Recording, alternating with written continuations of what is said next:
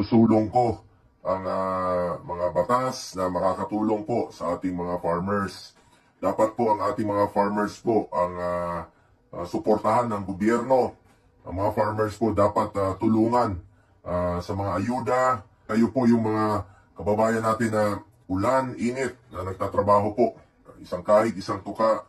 Dapat po busog ang mga farmers natin at sila po ang parati nating isa-isip at susuportahan. Ako po bilang miyembro po ng Public Works Committee sa Senado, dapat po isulong yung mga farm-to-market road na makakatulong talaga dun sa pinakamalalayong lugar.